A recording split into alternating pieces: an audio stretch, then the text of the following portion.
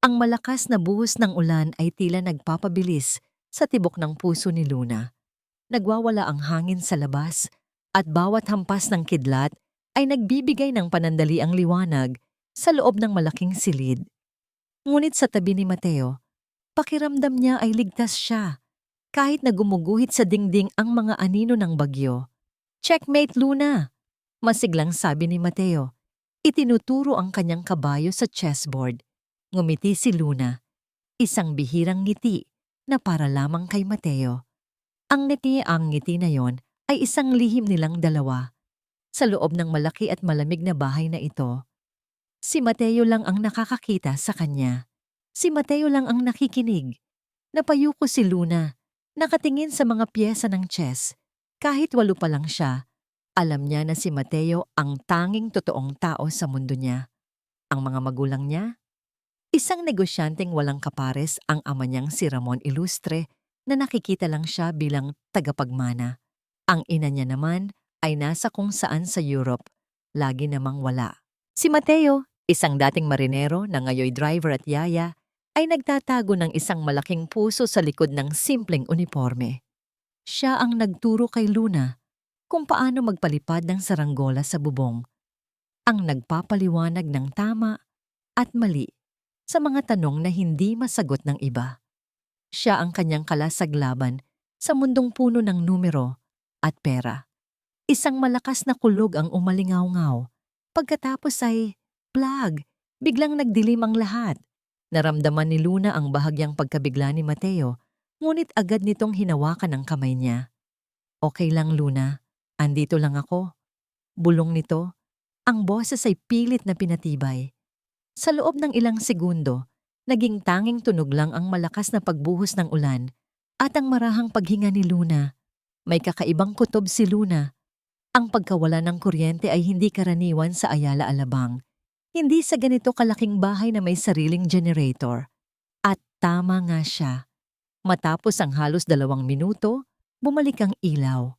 Ngunit sa pagbalik ng liwanag, may kasabay na boses na bumiyak sa katahimikan. Isang malakas na sigaw mula sa opisina ni Ramon Ilustre. "Ang USB ko! Sino ang kumuha nito?" Nabalot ng kaba ang buong bahay. Narinig ni Luna ang mabilis na pagtakbo ng mga katulong at gwardya. Ang mga yapak nila ay tila naghuhukay ng hukay sa dibdib niya. Si Ramon Ilustre ay nakatayo sa harap ng nakabukas na safe, ang mukha ay namumula sa galit. Nawawala ang flash drive, ang mga data na nagkakahalaga ng daan-daang milyong piso. Nagmamadali ang punong gwardya, si Victor Salonga, papalapit. Isang lalaking lagi ng seryoso, may matatalim na mata, at laging nakikipag-usap tungkol sa seguridad at kaayusan. "Sir Ramon, sinong huling nakakita ng USB?" Tanong nito, bagamat ang kanyang mga mata ay matalim na nakatingin kay Mateo. Naramdaman ni Luna ang paghigpit ng hawak ni Mateo sa kamay niya. Alam niya na ito na ang katapusan ng kapayapaan nilang dalawa. Ang katapusan ng mga larong chess at mga pangarap na saranggola. Nagsimulang magsalita ang mga gwardya. "Sir, si Mateo po ang huling lumabas sa opisina kanina bago kayo umalis para mag-dinner." "Oo nga po, sir. May iniabot po siyang dokumento bago siya bumaba para bantayan si Luna." Isang mabilis na pagtingin ang ibinato ni Ramon kay Mateo. Hindi niya ito tinanong. Hindi niya ito pinakinggan. "Mateo Cruz," sabi ni Ramon. Ang boses ay parang yelo. "Sa akin ka lang nagtatrabaho. Wala kang ibang amo." Nag-angat ng tingin si Mateo. Gulat ang ekspresyon. "Sir, hindi po ako. Hindi ko po magagawa iyan." "Hindi mo magagawa?" Galit na tumawa si Ramon. Isang dating marinero na ngayoy yaya at driver. Ano pa ang tingin mo sa sarili mo? Isang taong mapagkakatiwalaan? Narinig ni Luna ang bawat salita. Parang kutsilyong tumatarak sa puso niya. Ang mga mata ni Ramon ay walang awa. Nanginginig ang buong katawan ni Luna. Gusto niyang sumigaw. Gusto niyang sabihin na hindi si Mateo ang may gawa. Gusto niyang sabihin na si Mateo ang pinakamabait na tao sa mundo. Pero hindi niya kaya. Ang takot ay bumalot sa kanya. Pinipigilan ang kanyang boses. Lumapit ang dalawang malaking gwardya kay Mateo. "Halika na, Mateo. Sumama ka sa amin," sabi ni Victor. Ang boses ay formal, ngunit may hindi nakikitang galak. Bago pa man makasagot si Mateo, inutusan na siya ni Ramon. Dalhin siya sa security room. Pakinggan ninyo ang lahat ng nalalaman niya. At siguraduhin nyo na hindi na siya makakabalik dito. Hinila si Mateo ng mga gwardya.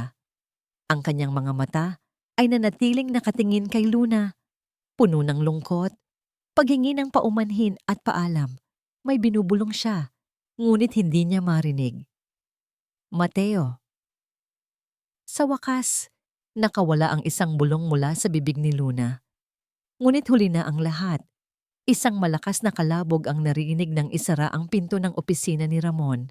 Parang isang malaking kulungan na sumara sa harap ng mga mata ni Luna. Sa sandaling iyon, ang kanyang tanging kuta ng seguridad ay gumuho. Ang kanyang mundo ay naging mas malamig pa sa gabi ng bagyo. Hindi na niya maririnig ang mga kwento ni Mateo o makakalaro ng chess. Ang tanging naririnig niya ngayon ay ang malakas na tunog ng ulan na tila umiiyak para sa kanya at sa kanyang kaibigan. Naiwan si Luna sa gitna ng malawak na sala. Ang katahimikan ay mas nakakabingi pa kaysa sa sigaw ng kanyang ama kanina. Yakap-yakap niya ang sarili, nararamdaman ang lamig na unti-unting gumagapang sa kanyang mga buto. Bawat patak ng ulan sa bintana ay tila bumubulong ng pangalan ni Mateo. Mula sa di kalayuan, naririnig niya ang galit na boses ni Ramon na nag-uutos sa mga gwardya.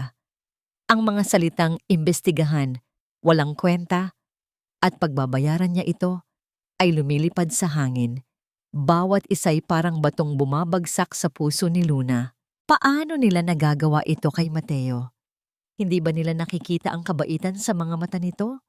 Hindi ba nila alam na mas gugustuhin pa ni Mateo na masaktan kaysa makasakit ng iba? Napayuko si Luna at ang kanyang mga mata ay napako sa sahig na gawa sa puting marmol. Makintab at malinis, sumasalamin sa mga mamahaling ilaw sa kisame. Laging malinis.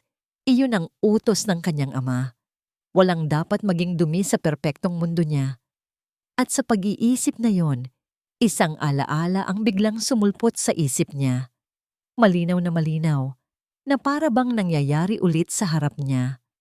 Kanina lang, bago magdilim, bago ang sigaw, bago gumuho ang lahat. Nakita niya si Victor Salonga na lumalabas mula sa pasilyo na patungo sa opisina ng kanyang ama. Mabilis itong naglakad, ngunit hindi iyon ang napansin ni Luna.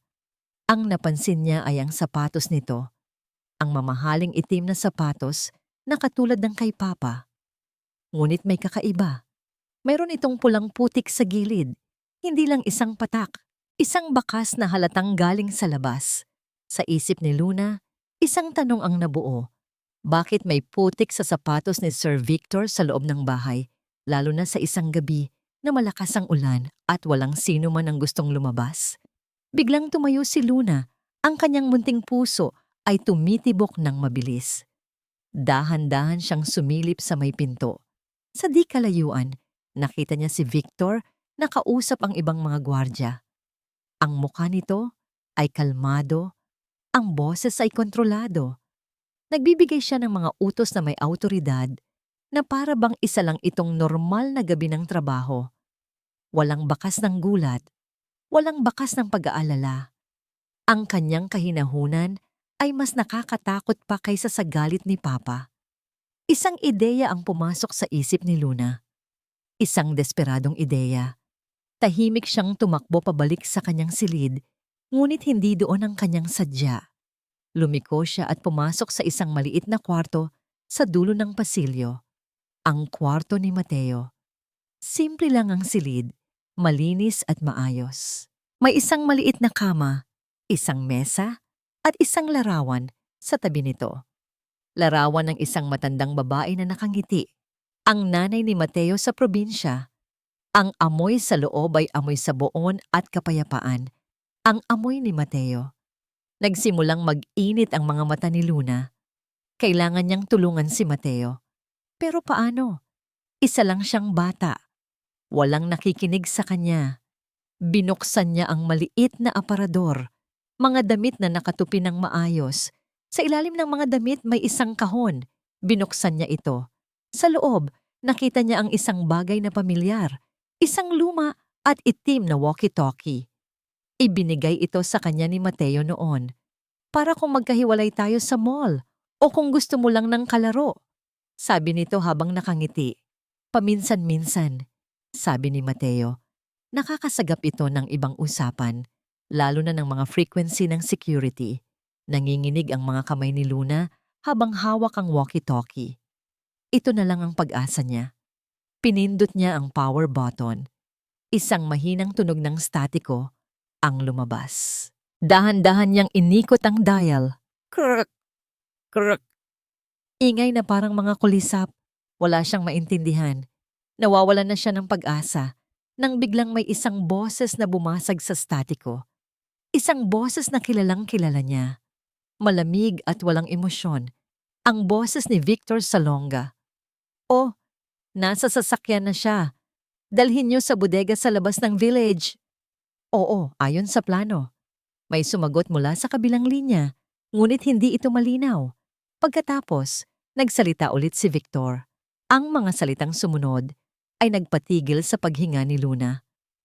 Ayusin niyo na ang driver. Siguraduhing walang maiiwang bakas. Ang lamig ng bakal na upuan ay gumagapang sa likod ni Mateo. Nakagapos ang kanyang mga kamay sa likuran gamit ang plastik na posas. Sapat na ang higpit para maramdaman niya ang unti-unting pamamanhid ng kanyang mga daliri. Isang bumbilya lang ang nagbibigay liwanag sa maliit at walang bintanang silid. Amoy alikabok at takot ang hangin. Pagkalito, iyon ang unang naramdaman ni Mateo. Paanong nangyari ito? Isang oras lang ang nakalipas. Kasama pa niya si Luna. Nagtatawanan sa harap ng chessboard. Ngayon, heto siya. Isang kriminal sa mata ng mga taong pinaglilingkuran niya. Dahan-dahang bumukas ang pinto. Pumasok si Victor Salonga. May dalang isang manipis na folder. Hindi siya galit. Hindi siya nagmamadali. Ang kanyang kahinahunan ang mas nagbigay ng kaba kay Mateo. Umupo si Victor sa tapat niya. Ipinatong ang folder sa mesa sa pagitan nila.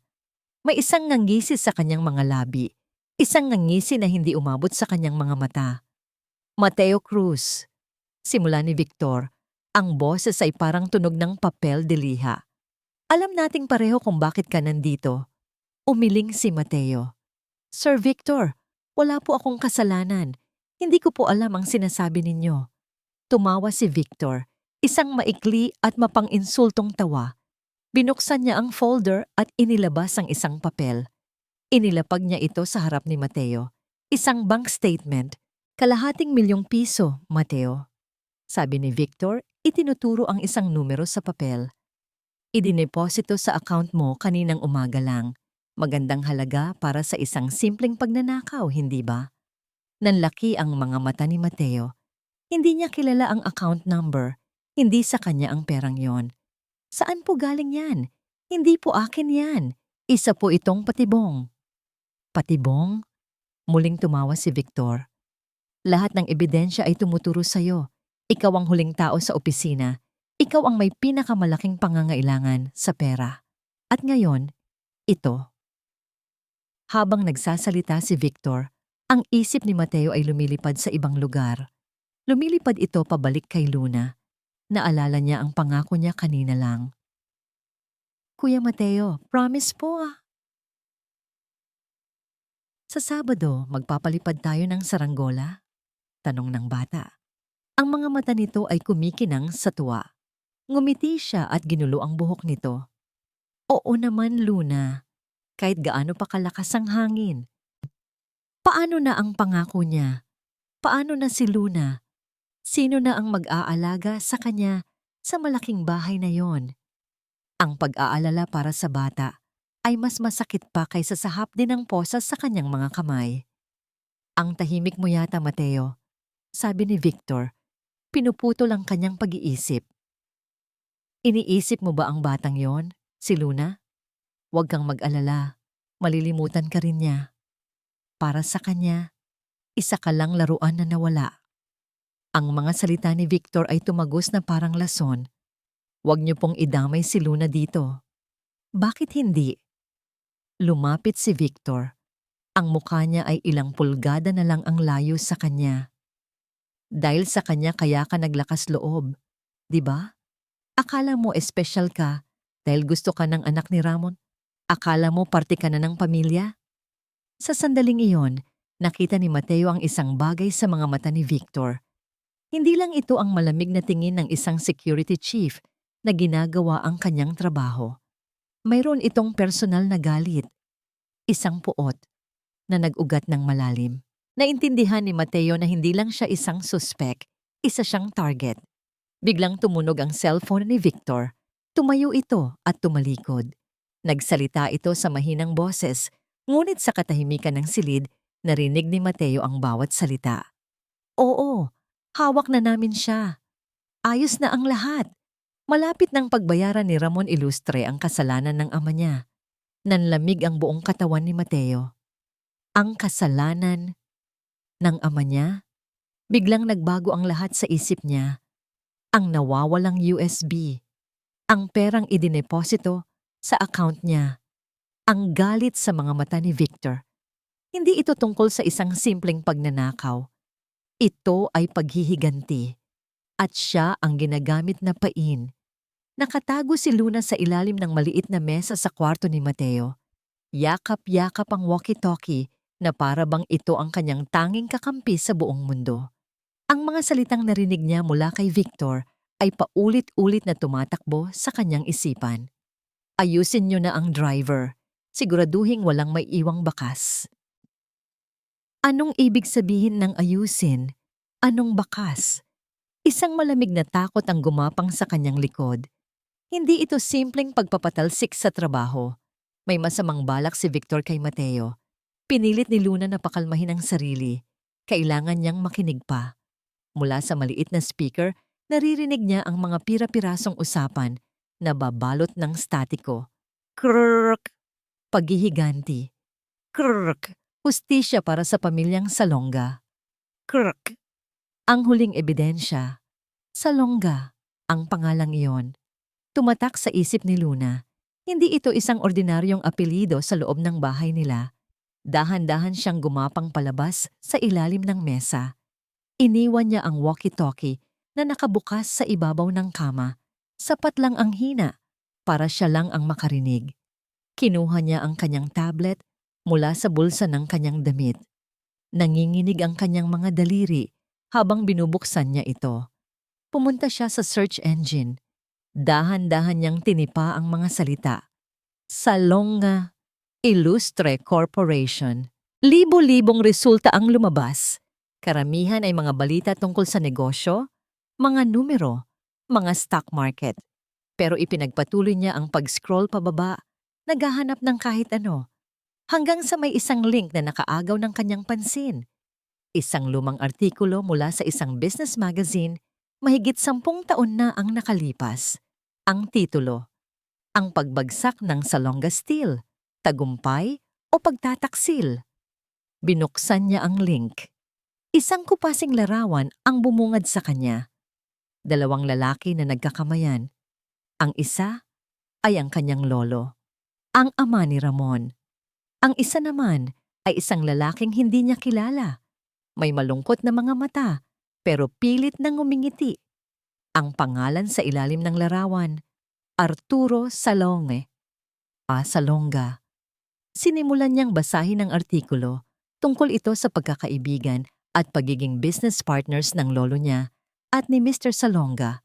Ngunit nang mamatay ang lolo niya at si Ramon na ang pumalit, biglang nagbago ang lahat.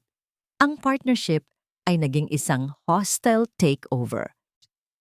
Sinasabi sa artikulo kung paano unti-unting nawala ang lahat sa pamilyang Salonga.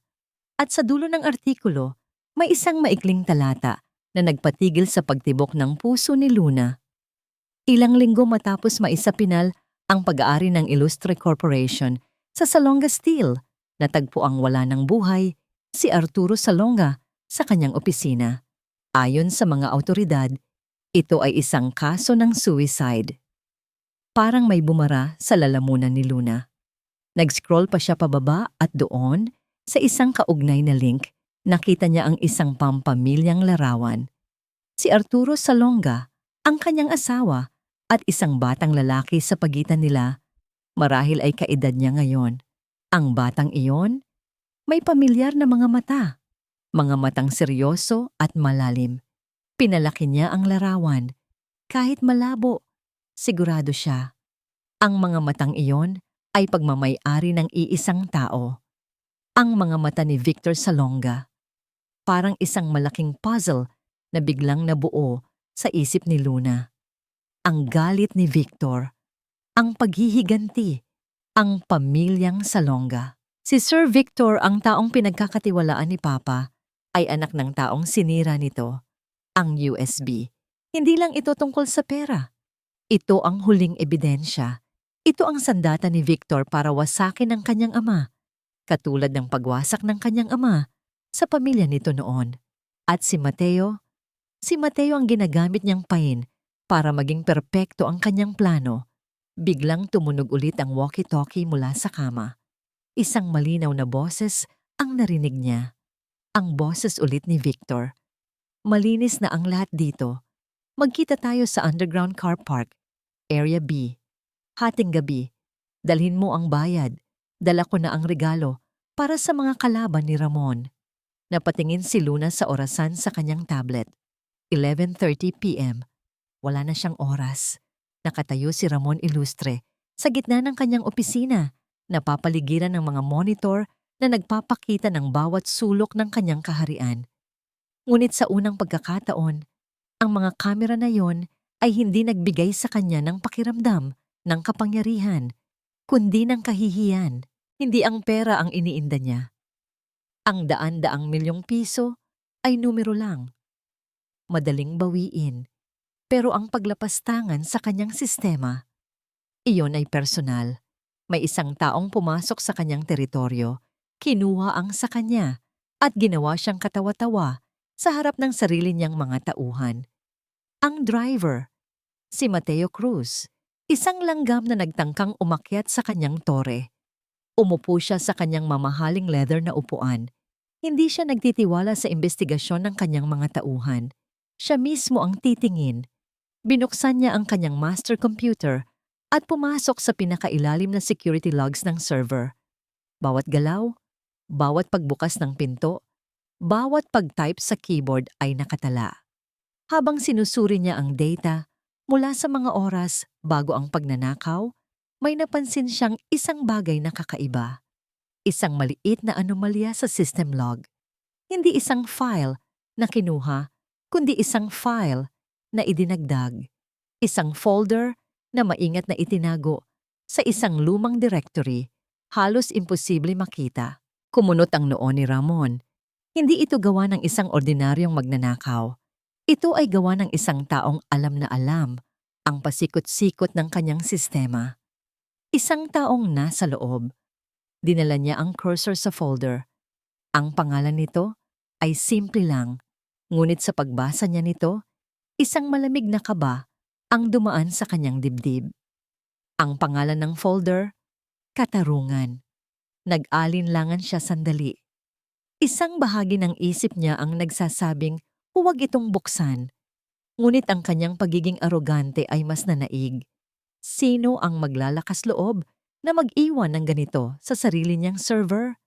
Nag-double-click siya. Bumukas ang folder at ang laman nito ay hindi datos ng kumpanya. Hindi ito mga plano sa investment. Ang laman nito ay ang kanyang nakaraan. Mga nascan na dokumento, lumang kontrata, mga litrato, mga recording ng mga usapan na matagal na niyang ibinaon sa limot.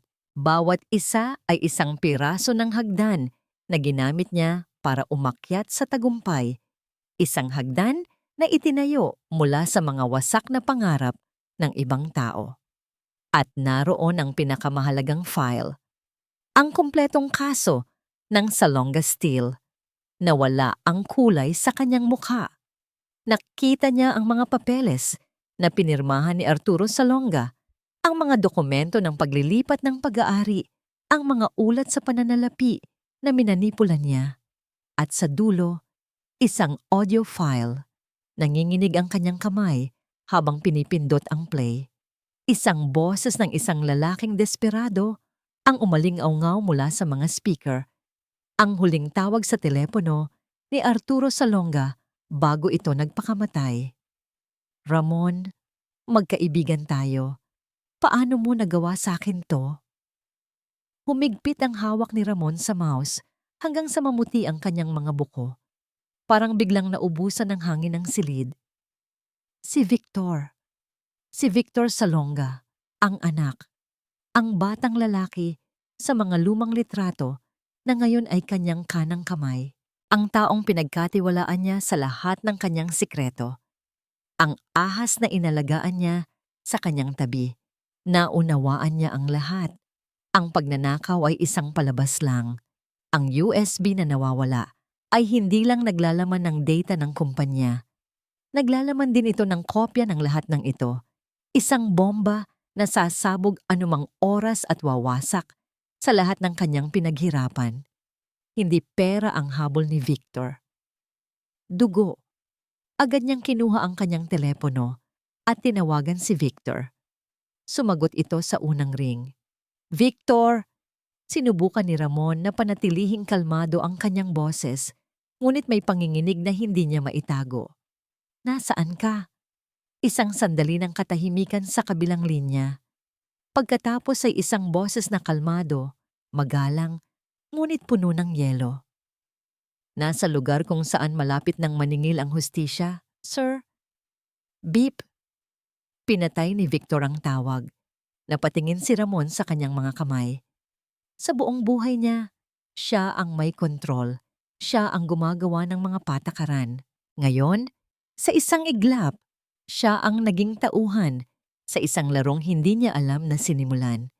At malapit na siyang ma-checkmate. Hating gabi. Ang salitang yun ay umalingaw-ngaw sa isip ni Luna. Iyon na ang deadline, ang oras, kung kailan maaaring magwakas ang lahat para kay Mateo. Tumingin siya sa bintana. Ang ulan ay humina na, ngunit ang dilim sa labas ay tila mas makapal pa. Ang buong mansyon ay tahimik, ngunit para kay Luna, ang katahimikan ay sumisigaw ng panganib. Hindi niya pwedeng sabihin kay Papa, hindi siya paniniwalaan nito. Para sa kanyang ama, ang data ay mas mahalaga kaysa sa tao. At si Victor? Si Victor ang pinagkakatiwalaan nito. Baka isipin pa ni Papa na nag-iimbento lang siya ng kwento para ipagtanggol si Mateo. Wala siyang ibang pagpipilian. Kailangan niyang kumilos ng mag-isa. Isang plano ang mabilis na nabuo sa kanyang isip. Isang plano na nakakatakot, pero kailangan niyang gawin. Una, kinuha niya ang dilaw niyang kapote mula sa aparador at isinuot ito. Isinukbit niya ang isang maliit na backpack. Inilagay sa loob ang tablet, ang walkie-talkie at isang bote ng tubig. Handa na siya. Tahimik niyang binuksan ang pinto ng kanyang silid. Sumilip siya sa pasilyo. Walang tao. Ang mga gwardya ay malamang na nasa labas, nagbabantay sa mga gate o nasa security room, abala sa paghahanap sa nawawalang USB. Dahan-dahan siyang naglakad. Ang mga paa ay walang ingay sa makapal na karpet. Ang bawat anino ay tila isang halimaw na nag-aabang. Ang bawat tunog ng bahay ay nagpapatindig ng kanyang mga balahibo. Ang kanyang destinasyon, ang kusina sa likod. Alam niya na tuwing gabi, may isang electric service cart na ginagamit ang mga hardinero para ilabas ang mga basura at mga pinutol na halaman. Ito ang tanging sasakyan na malayang nakakalabas-masok sa likurang gate nang hindi gaanong sinisiyasat. Nakarating siya sa kusina, madilim at tahimik. Nakita niya ang service cart sa labas, nakaparada sa ilalim ng isang maliit na bubong. At sa tabi nito, ang mga malalaking itim na garbage bag na nakatakdang ilabas. Ito na ang pagkakataon niya. Mabilis siyang lumabas. Ang malamig na hangin ng gabi ay sumalubong sa kanya. Lumapit siya sa service cart. Sa likod nito, may espasyo sa pagitan ng mga basurahan at ng pader ng sasakyan, sapat lang para magkasya ang isang maliit na bata.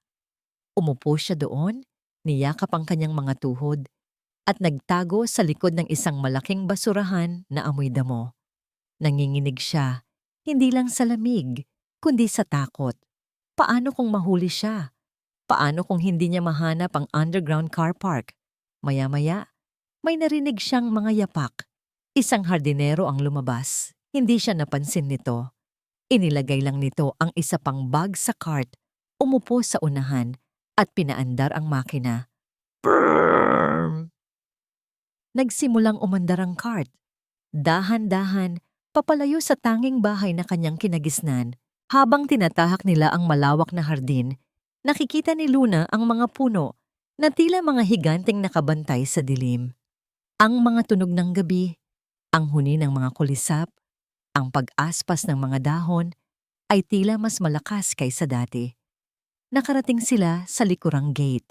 Isang gwardya ang lumapit, may dalang flashlight. Itinutok nito ang ilaw sa driver, pagkatapos ay sa mga basura sa likod. Napapikit si Luna, pinipigilan ang kanyang paghinga. Ang sinag ng flashlight ay dumaan sa kanyang pinagtataguan, isang hibla lang ang layo. "Sige na," sabi ng gwardya, at binuksan ang gate. Nakahinga ng maluwag si Luna. Nakalabas na siya. Itinigil ng hardinero ang cart sa labas ng gate para isara ito. Ito na ang pagkakataon ni Luna. Dahan-dahan siyang bumaba mula sa cart at mabilis na nagtago sa likod ng isang malaking halaman. Hindi siya lumingon. Nang makaalis na ang cart, nag-isa na lang siya sa kalsada, tahimik at madilim. Tanging ang mga ilaw mula sa malalayong poste ang nagbibigay ng kaunting liwanag. Underground car park, Area B. Narinig niya itong binabanggit ng mga driver noon. Ito ay nasa isang lumang gusali sa gilid ng village. Sinimulan niyang maglakad. Ang kanyang maliliit na paa ay kumakabog sa basang semento. Bawat anino ay tila humahabol sa kanya. Bawat ugong ng sasakyan sa malayo ay nagpapakaba sa kanya. Nang marating niya ang bukana ng underground car park, huminto siya at nagtago sa likod ng isang hilera ng mga halaman. Nakita niya ang isang itim na van na nakaparada sa loob. Ang parehong van na nakita niyang umalis sa mansyon kanina. At sa di kalayuan, papalapit ang isang pamilyar na kotse. Ang kotse ni Victor Salonga. Napatakip si Luna sa kanyang bibig para pigilan ang anumang ingay. Nakarating na siya. Pero habang pinagmamasdan niya ang eksena sa harap niya, isang malamig na pakiramdam ang biglang bumalot sa kanya. Pakiramdam niya may tao sa likod niya. Bago pa man siya makalingon, isang malaking kamay ang biglang tumakip sa kanyang bibig. At isang braso ang pumulupot sa kanyang katawan. Hinihila siya papalayo sa liwanag at papasok sa mas malalim na dilim. Ang bawat lubak sa kalsada ay parang suntok sa sikmura ni Mateo. Nakaupo siya sa likod ng isang madilim na van. Ang kanyang mga kamay ay mas humigpit pa ang pagkakatali. Wala na siya sa pamilyar na lugar ng Ayala Alabang. Ang mga ilaw sa labas ay nag-iiba na. Mas madilim, mas magulo. Isang tanong lang ang umiikot sa kanyang isipan. Saan siya dadalhin? Ang mga salitang narinig niya mula kay Victor ay patuloy na naglalaro sa kanyang alaala. Malapit nang pagbayaran ni Ramon Ilustre ang kasalanan ng ama niya. Hindi na siya ang target. Siya ay isang kasangkapan lamang, isang piyesa sa chessboard na isasakripisyo para ma-checkmate ang hari. Ang realisasyon na yon ay mas masakit pa kaysa sa pisikal na pananakit. Ang kanyang dangal, ang kanyang pangalan, ay dinungisan para sa paghihiganti ng ibang tao. Sumandal siya sa malamig na pader ng van. Nawala na siya ng pag-asa. Sino ang maniniwala sa isang hamak na driver laban sa isang pinagkakatiwalaang security chief? Walang sino man. Sa umaga, baka ang bangkay na lang niya ang matagpuan sa isang madilim na eskinita. Papalabasin na isang holdapan na nauwi sa patayan. At si Luna, napapikit siya ng mariin. Ang imahe ng bata na nakatingin sa kanya, puno ng takot, ay hindi maalis sa kanyang isipan. Paano na ang kanyang pangako? Ang saranggola? Isang mapait na nangiti ang sumilay sa kanyang mga labi. Sa mundong ito, ang mga pangako ay madaling sirain. Huminto ang van. Bumukas ang pinto sa likod at isang nakakasilaw na ilaw ang tumama sa kanyang mga mata. Dalawang lalaki ang marahas na humila sa kanya palabas. Nasa isang madilim na parking lot sila. "Dito na lang muna siya," sabi ng isang lalaki. "Bantayan mo. Ako nang bahala sa susunod na utos ni Boss Victor." Iniwan siyang mag-isa, kasama ang isang gwardya na mas malaki pa sa kanya. Ang mukha ay walang emosyon, walang daan para makatakas, walang pag-asa. Para kay Mateo, ito na ang katapusan ni model. Được rồi, chúng ta sẽ tiếp tục ngay. Đây là phần còn lại của chương 7. Chuyển sang góc nhìn của Luna để hoàn tất khoảnh khắc mất tất cả. Ang kamay na tumatakip sa bibig ni Luna ay mabigat at magaspang. Sinubukan niyang sumigaw, pero ang tanging lumabas ay isang mahinang ungol. Sinubukan niyang kumawala, pero ang braso na nakapulupot sa kanya ay parang bakal. Hinila siya palayo sa mga halaman, papalapit sa liwanag ng parking lot. Ang kanyang puso ay kumakaripas. Bawat tibok ay parang isang sigaw ng tulong na walang nakakarinig. Nang sa wakas ay binitawan siya, napaluhod siya sa semento. Sa pag-angat niya ng kanyang tingin, ang mukha na bumungad sa kanya ay pamilyar. Isa ito sa mga personal na security ni Victor, isang lalaking lagi nitong kasama. "Tingnan mo nga naman ang natagpuan natin," sabi ng lalaki. Isang mapanuyang ngiti ang gumuhit sa kanyang mukha. Ang munting prinsesa na ligaw yata. Sa di kalayuan, bumaba si Victor mula sa kanyang kotse. Nang makita niya si Luna, sandali itong natigilan. Ngunit ang gulat sa kanyang mukha ay mabilis na napalitan ng isang malamig at kalkuladong ekspresyon. Lumapit siya kay Luna. Ang bawat hakbang ay mabigat at may awtoridad. Yumuko siya hanggang sa magkapantay ang kanilang mga mata. "Luna Ilustre," sabi niya. Ang boses ay walang bakas ng paggalang na dati niyang ipinapakita. "Anong ginagawa mo rito? Sinusundan mo ba ako?" Hindi makasagot si Luna. Ang takot ay tuluyang pumigil sa kanyang lalamunan. Isang itim at makintab na kotse ang huminto sa kanilang tabi. Bumaba ang isang lalaking nakasuit. Ito na siguro ang katransaksyon ni Victor. "Nasaan na?" tanong ng bagong dating. Ngumiti si Victor. Inilabas niya mula sa kanyang bulsa ang isang maliit na bagay. Ang USB, ang dahilan ng lahat ng kaguluhang ito. "Nandito na," sabi ni Victor. Itinaas ang USB para makita ng lahat. Pagkatapos, tumingin siyang muli kay Luna. Ang kanyang mga mata ay puno ng tagumpay at paghamak. "Alam mo bata, dapat kang magpasalamat. Dahil sa ginawa mo, mas naging perpekto ang gabi ko." Isang testigo mula mismo sa pamilya Ilustre. Hinawakan niya ang baba ni Luna at pilit na itiningala ang mukha nito. "Tingnan mong mabuti, Luna. Panoorin mo kung paano ko ibebenta ang mga sikreto ng ama mo. At pagkatapos, panoorin mo kung paano ko sisirain ang buhay ng kaibigan mong si Mateo. Wala kang magagawa. Ikaw, ang ama mo. Lahat kayo. Wala kayong magagawa." Para kay Luna, ang mga salitang iyon ay mas masakit pa sa anumang sampal. Ang lahat ng kanyang tapang, ang kanyang pagtakas, ang kanyang munting plano, lahat ay nawalan ng saysay. Nabigo siya. Si Mateo ay mapapahamak, ang kasamaan ay mananalo, at siya ay nakaluhod lang dito, isang manonood sa pagguho ng kanyang mundo. Nagsimulang mamasa ang kanyang mga mata. Ito na ba ang katapusan? Itinaas ni Victor ang kamay na may hawak na USB. Handa nang iabot ito sa lalaking nakasuit. "Panoorin mo ng maigi," bulong ni Victor kay Luna. "Ito ang tunog ng pagbagsak ng imperyo ng iyong ama. Sa sandaling iyon, Sa gitna ng kanyang pagluha at kawalan ng pag-asa, isang bagay ang pumukaw sa atensyon ni Luna. Isang maliit na bagay na pula sa pader na semento, ilang hakbang lang mula sa kanya. Isang fire alarm box.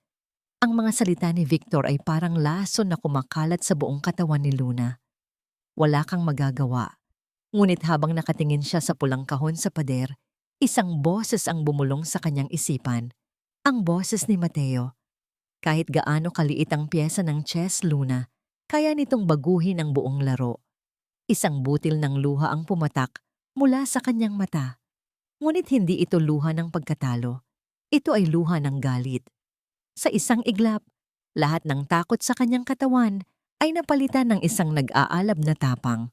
Bago pa man maibigay ni Victor ang USB sa dayuhang lalaki, sumugod si Luna. Ginamit niya ang lahat ng kanyang lakas. Tumakbo siya. Hindi alintana ang lalaking humahawak sa kanya at ibinuhos ang bigat ng kanyang maliit na katawan sa pulang kahon. Crash! Ang tunog ng nabasag na salamin ay sinundan ng isang nakabibinging ingay. Ang tunog ng fire alarm ay umalingaw-ngaw sa buong underground car park na parang isang sigaw mula sa impyerno. Kasabay nito, ang mga pulang ilaw ay nagsimulang mag-flash, ginagawang isang eksena mula sa isang masamang panaginip ang buong lugar. Natigilan ng lahat. Ang lalaking bibilisanan ng USB ay nagulat at napaatras. Ang mga tauhan ni Victor ay nagkatinginan. Hindi alam ang gagawin. At si Victor, ang kanyang mukha na kanina'y puno ng tagumpay, ay napalitan ng purong galit. Hulihin ang bata! Sigaw niya. Ngunit huli na ang lahat. Mula sa kisame, bumagsak ang tubig. Ang mga sprinkler ay bumukas. Nagbubuhos ng malakas na ulan sa loob ng parking lot. Ang ingay ng alarma, ang kumukutitap na ilaw, at ang bumabagsak na tubig ay lumikha ng isang perpektong kaguluhan. Sa loob ng van, narinig ni Mateo ang mahinang tunog ng alarma. Sa una, inakala niyang guni-guni lang niya ito. Ngunit palakas ito ng palakas, hanggang sa naging isang sigaw na bumabasag sa katahimikan.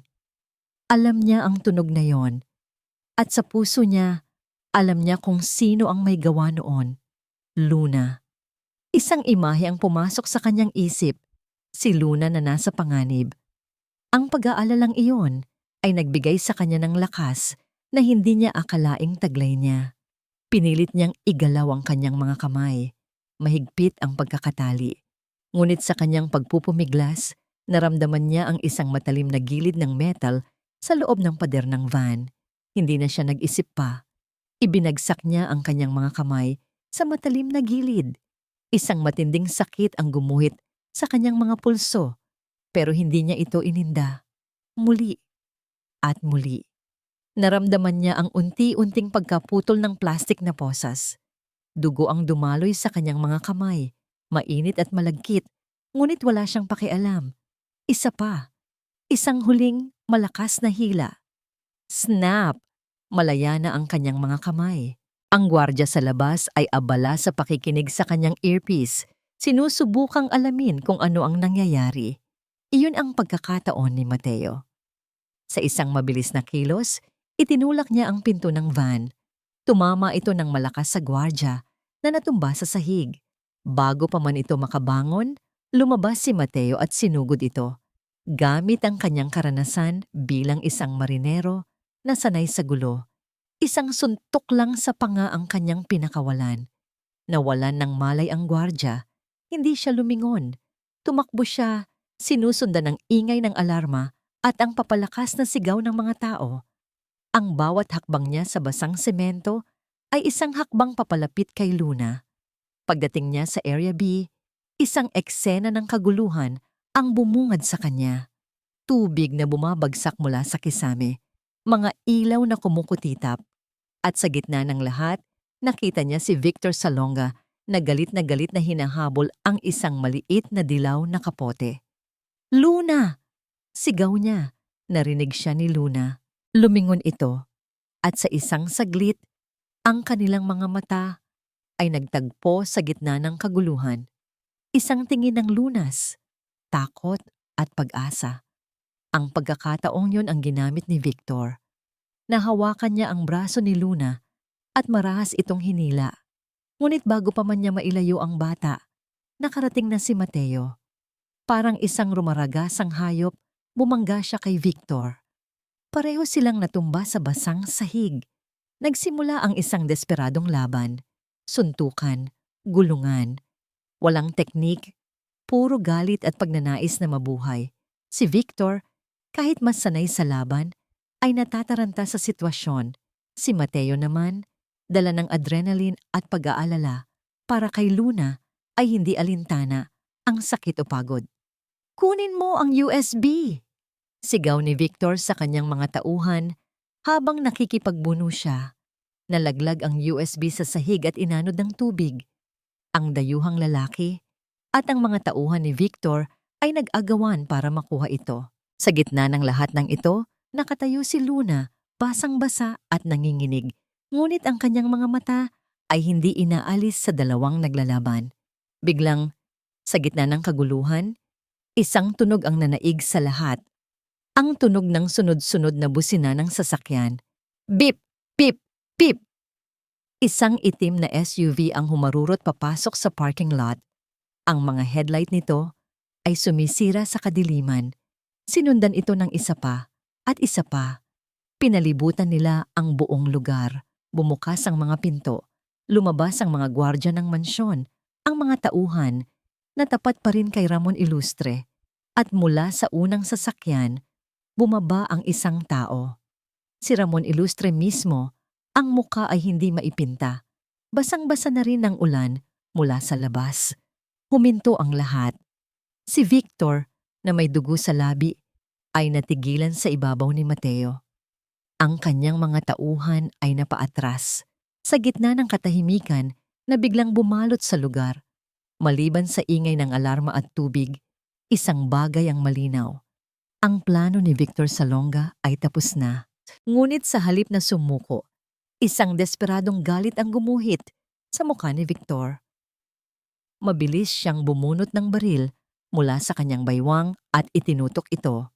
Hindi kay Ramon, hindi kay Mateo. Itinutok niya ito diretso kay Luna. Parang huminto ang mundo ni Ramon Ilustre. Ang dulo ng baril na nakatutok sa kanyang anak ay mas nakakatakot kaysa sa anumang pagkalugi sa negosyo o pagbagsak ng stock market. Sa sandaling iyon, hindi siya isang bilyonaryo, hindi siya isang CEO, isa lang siyang ama na nasisindak. "Walang kikilos!" Sigaw ni Victor, ang boses ay basag at desperado. Hinila niya si Luna papalapit sa kanya, ginagawang pananggalang ang bata. Agad na itinago ni Mateo si Luna sa likod niya. Ang sariling katawan ang ginawang harang sa pagitan ng bata at ng baril. "Victor, itigil mo na to," sabi ni Mateo. Ang boses ay kalmado ngunit matatag. "Tumahimik ka!" Sigaw ni Victor. Tumingin siya kay Ramon. Ang mga mata ay nag-aapoy sa galit na naipon sa loob ng maraming taon. "Ito na ang kabayaran, Ramon. Ang lahat ng kinuha mo sa pamilya ko, babawiin ko." Hindi makapagsalita si Ramon. Ang kanyang dila, na sanay mag-utos at mang-insulto, ay parang naparalisa. Ngunit may isang boses na bumasag sa tensyon. Isang maliit na boses. "Hindi po totoo yan," sabi ni Luna. Sumisilip mula sa likod ni Mateo. Napatingin ang lahat sa kanya. Ang mga gwardya, si Victor, si Mateo at si Ramon. Nanginginig ang buong katawan ni Luna, ngunit may determinasyon sa kanyang mga mata. "Hindi niyo po binabawi ang para sa pamilya niyo, Sir Victor. Nananakit lang po kayo ng ibang tao, katulad ng ginawa nila sa inyo." Natigilan si Victor. Ang mga salita ng bata ay tumama sa kanya na parang sampal. "Nakita ko po ang sapatos niyo," patuloy ni Luna. Ang boses ay unti-unting lumalakas. "May putik. Galing kayo sa labas bago pa man mawala ang kuryente. Kayo po ang nag-setup ng lahat." Tumingin si Luna sa kanyang ama. "Papa, hindi po si Kuya Mateo ang kumuha ng USB." Ang bawat salita ni Luna ay tila isang patak ng katotohanan sa isang dagat ng kasinungalingan. Nagsimulang magbulungan ang mga gwardya.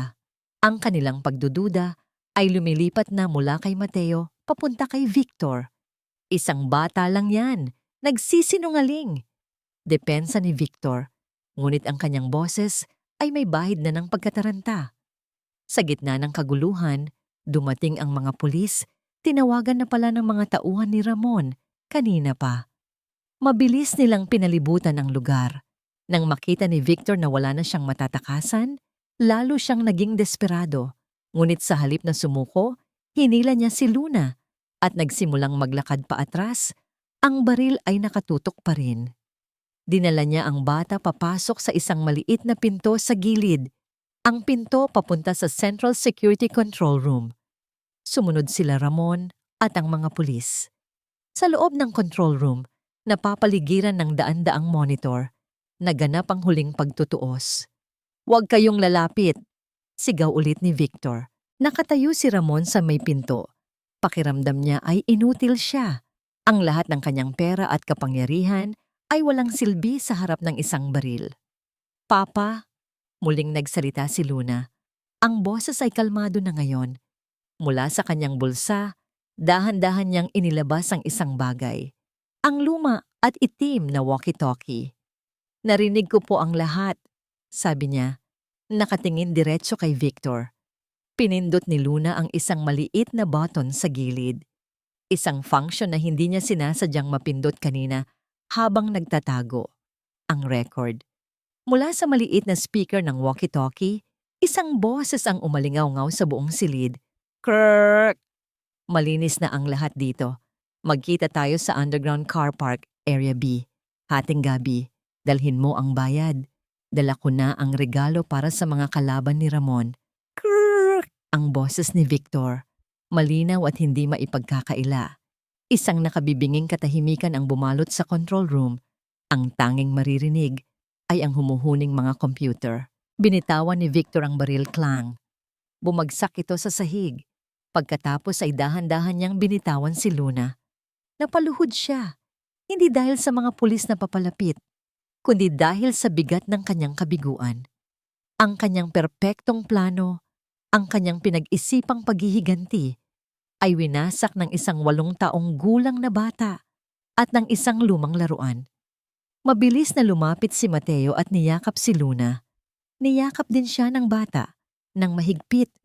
Ang mga luha na kanina pa niya pinipigilan ay tuluyan ng bumuhos. Habang dinadampot ng mga pulis si Victor, na hindi na lumalaban, ang mga mata ni Ramon ay nakatutok lamang sa isang eksena. Ang kanyang anak na ligtas sa yakap ng lalaking, ilang oras lang ang nakalipas ay ipinakulong niya. Pagkatapos dalhin si Victor palabas, 3 na lang sila ang natira sa silid. Si Mateo, si Luna at si Ramon. Dahan-dahan, lumapit si Ramon. Huminto siya sa harap ni Mateo. Tiningnan niya ang mga pasa sa mukha nito, ang duguang kamay. Tiningnan niya ang lalaking dumanas ng impyerno dahil sa kanyang maling paghuhusga. Walang halong pag-aalinlangan, walang pag-aatubili. Sa unang pagkakataon sa kanyang napakatagal na panahon, yumuko ang isang Ramon ilustre. "Patawad," sabi niya. Ang boses ay halos isang bulong. "Mateo, patawarin mo ako." Ang pagsikat ng araw sa Ayala Alabang ay laging tahimik at marahan. Ngunit ang araw na ito ay iba. Ang mga unang sinag ng liwanag ay tila naguhugas sa lahat ng dilim at takot ng nakaraang gabi. Nakatayo si Luna sa terrace ng kanyang silid, nakatingin sa malawak na hardin sa ibaba. Ang hangin ay sariwa, amoy ng basang lupa at bagong simula. Hindi na siya nanginginig. Ang init ng yakap ni Kuya Mateo kanina ay nakatatak pa rin sa kanyang puso. Isang paalala na ligtas na siya. Ilang oras ang lumipas na parang isang panaginip. Dumating ang mas maraming pulis, kinuha ang mga testimonya, ginamot ang mga sugat ni Mateo. Sa buong panahon na yon, hindi humiwalay si Luna sa tabi niya. Ang kanyang ama, si Ramon, ay nanatiling tahimik sa isang sulok. Pinanood niya ang lahat. Ang muka ay blangko. Ngunit ang kanyang mga mata ay nagsasabi ng ibang kwento. Isang kwento ng pagsisisi, at pagkaunawa. Bago umalis ang mga pulis, may isang huling bagay na ginawa si Ramon. Kinuha niya ang USB na na-recover mula sa parking lot. Ngunit hindi lang yon ang ibinigay niya. Mula sa kanyang sariling computer, kinuha niya ang orihinal na folder, ang folder na pinangalan ng Katarungan. Narito ang lahat. Sabi niya sa hepe ng pulis, ang boses ay matatag. Ang ebidensya laban kay Victor Salonga at ang mga ebidensya laban sa mga pagkakamali ng kumpanya ko sa nakaraan. Handa akong harapin ang anumang kahihinatnan. Walang lumingon, walang pag-aatubili. Ibinigay niya ito. Hindi para sa batas, hindi para sa kumpanya. Ginawa niya ito para kay Luna. Ngayon, sa pagbubukang liwayway, isang pamilyar na boses ang tumawag sa kanya. Luna? Lumingon siya. Nakatayo roon si Mateo. Malinis na ang damit. May band-aid sa pisngi at sa kanyang mga kamay. Ngumiti ito. Isang ngiting pagod ngunit totoo. Tumakbo si Luna at niyakap siya. Akala ko po hindi na kayo babalik. Bulong niya. Hinaplos ni Mateo ang kanyang buhok. Nangako ako. 'Di ba? Kahit gaano pa kalakas ang hangin. Sa di kalayuan, nakatayo si Ramon. Pinapanood sila. Lumapit ito ng dahan-dahan. Walang arogansya sa kanyang mga hakbang. Huminto ito sa harap ni Mateo. Nagkatinginan sila, ang bilyonaryo at ang driver, hindi bilang amo at empleyado, kundi bilang dalawang lalaki na parehong nagmamahal sa isang bata. Mateo, sabi ni Ramon, hindi ko alam kung paano magsisimula, pero ang salitang salamat ay hindi sapat.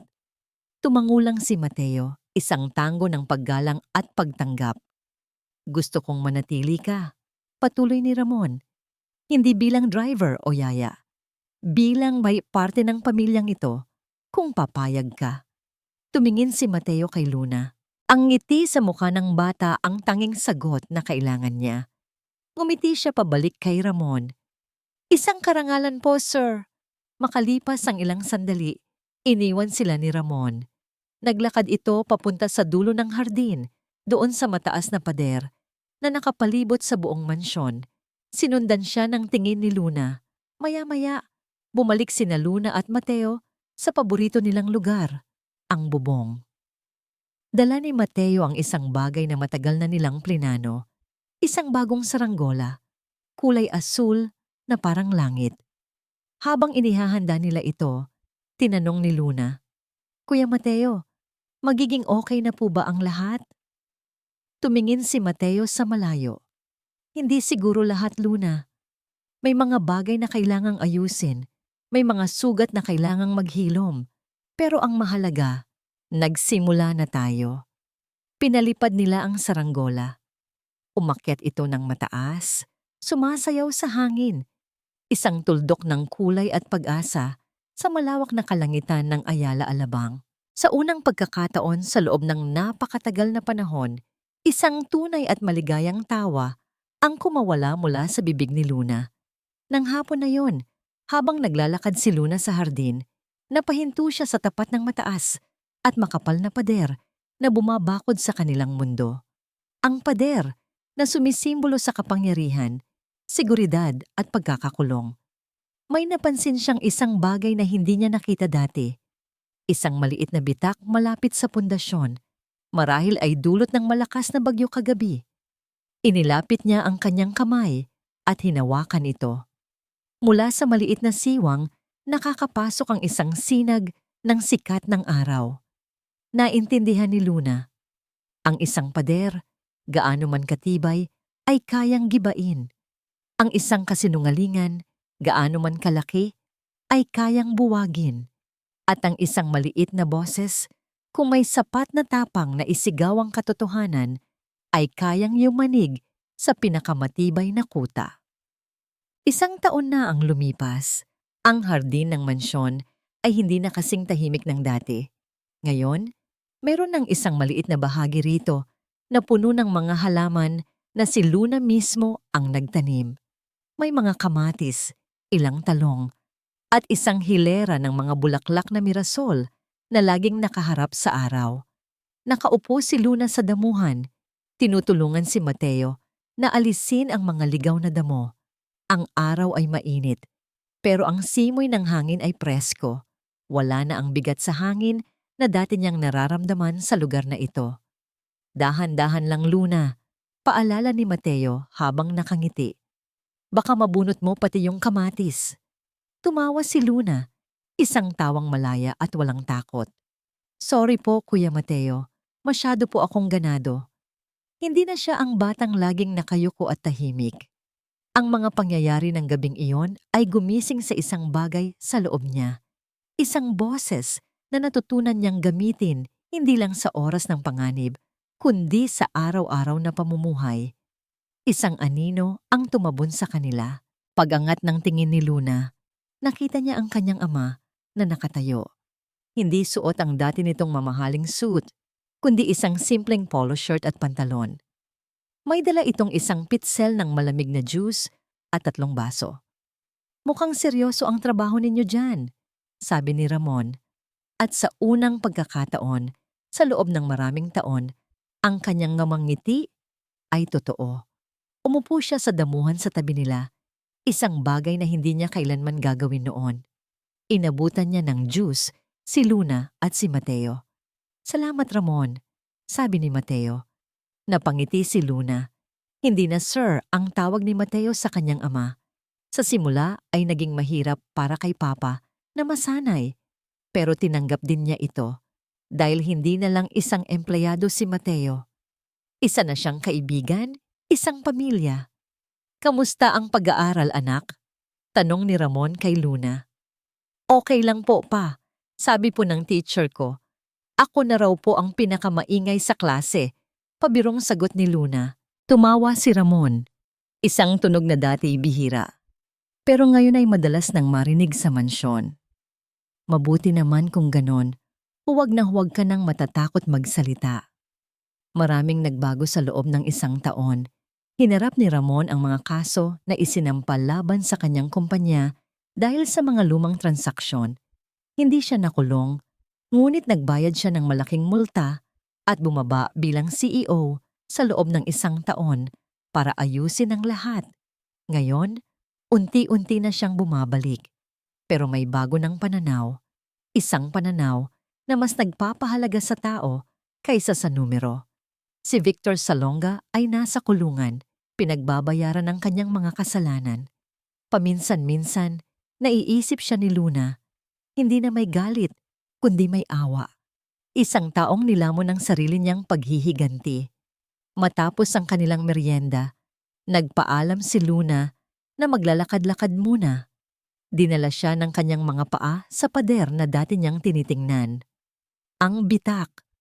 Naroon pa rin ito. Ngunit hindi na ito isang simpleng bitak lang. Sa siwang na iyon, may isang maliit na baging na tumubo. Ang mga dahon nito ay kumakapit sa pader. Unti-unting ginagawang berde, ang kulay abong semento. Isang buhay na sumibol mula sa isang pagkasira. Nakangiti si Luna habang hinahaplos ang maliliit na dahon. Maya-maya, narinig niya ang tawag ni Papa mula sa di kalayuan. Lunaw na, Mateo, halik kayo. Magandang araw para magpalipad ng saranggola. Paglingon niya, nakita niya ang kanyang ama at si Mateo sa may damuhan, magkatabing inaayos ang isang bago at mas malaking saranggola. Nagtatawanan sila, parang 2 matalik na magkaibigan. Tumakbo si Luna, papalapit sa kanila. Ang puso niya ay puno ng saya. Habang magkakasama nilang pinapalipad ang saranggola sa asul na langit, tumingala si Luna. Ang saranggola ay sumasayaw sa hangin, malaya at walang hangganan. Tumingin siya sa 2 lalaki sa kanyang tabi. Ang kanyang ama at ang kanyang kuya, ang kanyang kuta, ang kanyang pamilya. Hindi na ito isang mansyon na napapalibutan ng matataas na pader. Ang kanyang tahanan ay nasaan man silang 3 na magkakasama sa ilalim ng malawak na langit kung saan ang bawat boses ay mahalaga at ang katotohanan ang pinakamatibay na pundasyon sa lahat.